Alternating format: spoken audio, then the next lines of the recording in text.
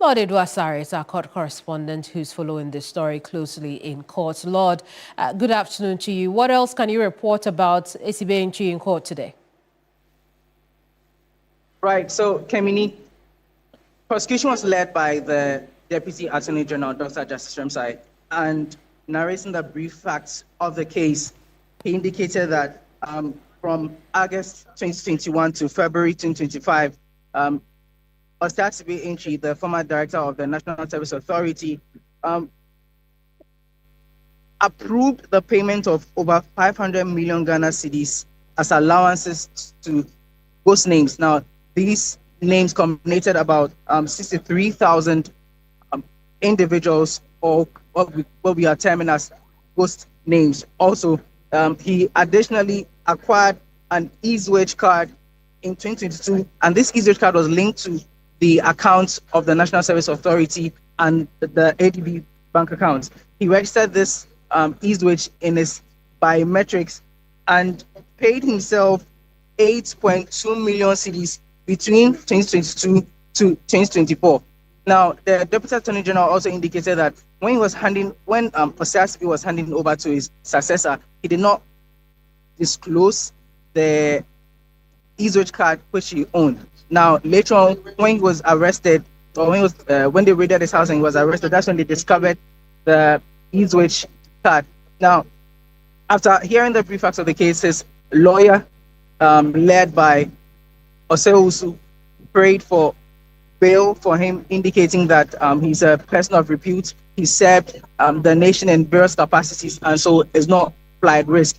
Now, the prosecution did not oppose this bail application, but indicated that due to the nature of the case and the fact that we are looking at an amount of 1.2 billion cedis which have been allegedly misappropriated by the accused person, the bail conditions should be looked at carefully in such a way that he will not abscond or leave the jurisdiction when called upon, because he indicated that over the past few weeks, the manner in which Osei Assibey has related to investigators or the prosecution has not been the best, and so he prayed the court to make the conditions quite stringent to match up the amount that we are looking at. And so the bill was granted a 800 million Ghana cedi bill with 6 sureties, all to be justified. He's been placed on the Ghana Immigration Service stop list. He's supposed to report to the National Investigation Bureau every first and third Wednesday of the month.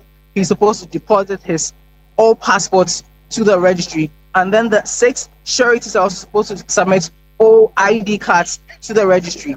And when this was done, we tried to get the lawyers to comment, but they did not speak. Osei Assibey himself was taken away from the court premises to believe the NIB quarters. Now, Kemini, there's also the case of the former Baffa Stock chief executive, Hanan Abdul Wahab Aludiba, and his wife Faiza. When I was descending the court was hearing the case.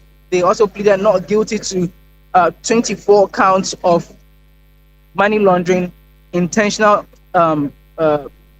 causing financial loss to the state, fraudulency causing financial loss to the state, stealing, dissipation of public funds. He and then his wife, they both pleaded not guilty, and the Attorney General read the brief facts of the case, a quite lengthy one. And when I was leaving, his lawyer, led by the former Deputy Attorney General Joseph Pemka, he's the leader of the counsel for Hanan and his wife, he was praying the courts to grant them bail. And so that's where we are at right now. I'll get the details of the bail conditions once it is granted or otherwise came in here. I see. So Abdul Wahab and his wife and a few others who are facing charges of financial impropriety have also been granted bail, you tell us. But give us details of the extent of the accusation against them.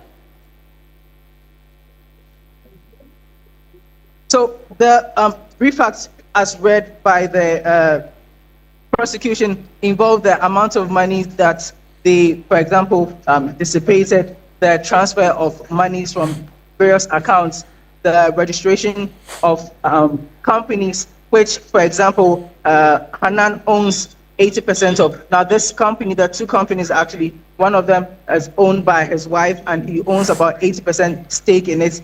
The prosecution narrated how they used these companies to shuffle monies about and own properties. Now, there's a third accused person whom the prosecution indicated that is currently on the run. There's another person who the prosecution indicated is going to be the part of the witnesses to help clarify things and put things into perspective. And so we are still monitoring this case. I'll get more details in the brief facts, and then we'll communicate it as and when things progress, Kemini. Tell us again what their bail conditions are.